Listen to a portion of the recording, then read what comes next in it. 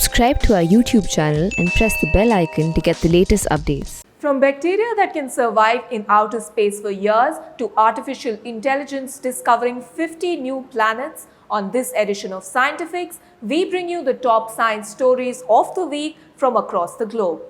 Scientists from Japan showed certain types of bacteria can naturally form thick aggregates that would allow it to survive the harsh conditions of outer space. The findings have exciting implications as this would mean that microscopic life forms can actually migrate to other planets on their own. A theory called panspermia supports the possibility that microorganisms can travel through space and land on another planet. If it finds suitable conditions for its survival, it could then start multiplying, sparking life in another part of the universe. The theory is controversial since it implies that bacteria could survive space vacuum, temperature fluctuations, and space radiations during its interplanetary journey.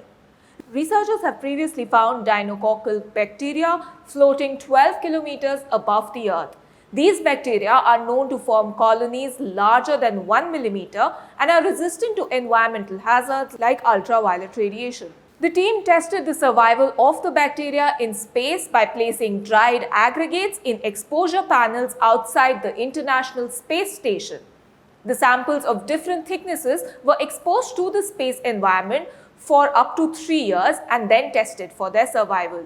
After 3 years, the researchers found that all aggregates bigger than 0.5 millimeters partially survived in space. Observations suggest that while the bacteria at the surface of the aggregate died, it created a protective layer for the bacteria beneath, ensuring the survival of the colony. The researchers estimated a colony of 1 millimeter diameter could potentially survive up to 8 years in outer space conditions. Meanwhile, for the first time, an artificial intelligence algorithm has discovered 50 new planets outside our solar system using data from NASA's Planet Hunting Space Telescopes. Usually, scientists as well as amateur astronomers search through huge amounts of data from telescopes for the signs of planets passing between the telescope and the star. The process is known as transiting. This results in a telltale dip in the light from the star that the telescope detects. But this dip could also be caused by a binary star system, interference from other space objects, or even slight errors in the camera. To sift out these false positives, there is a planetary validation process.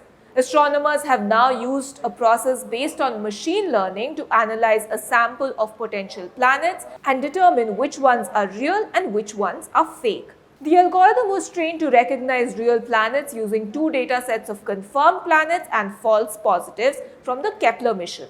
The Kepler Space Telescope, which is now decommissioned, has helped discover over 2,000 new planets, and even now scientists are sifting through its data to spot new planets.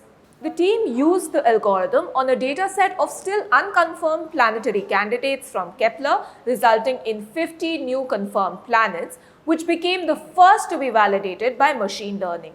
These 50 planets range from worlds as large as Neptune to those smaller than the Earth, with orbits as long as 200 days to as little as a single day.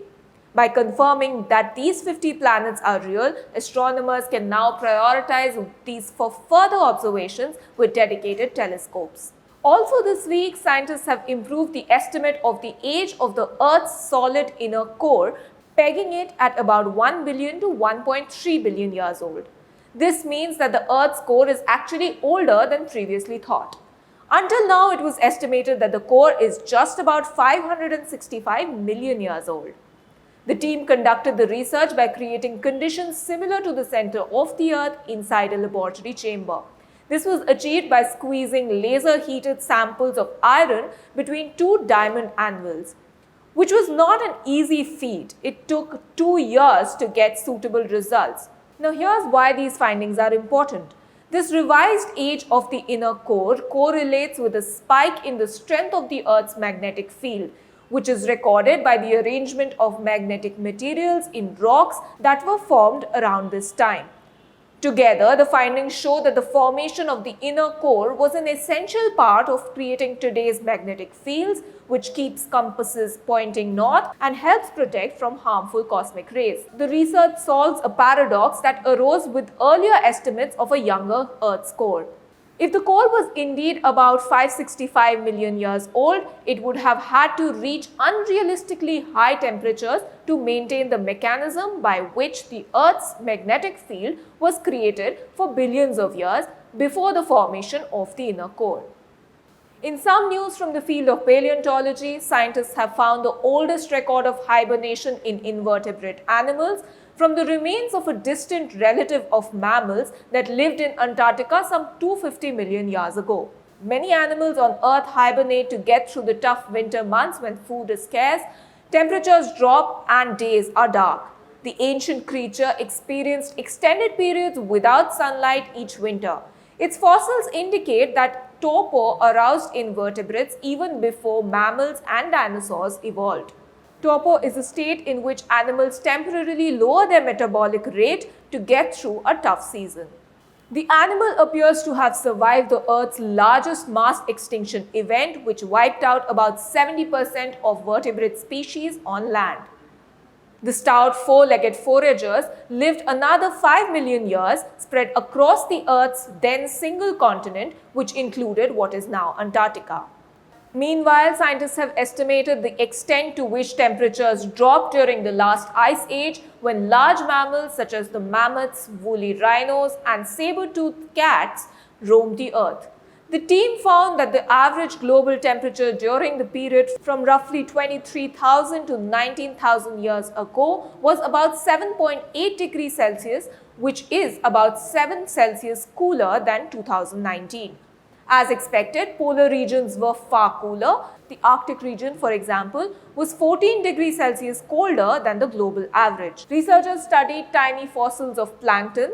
The plankton's structure of fats change in response to water temperatures, allowing scientists to use these fossils as a record of the past temperatures. This information was then used to calculate average global temperatures using climate model simulations.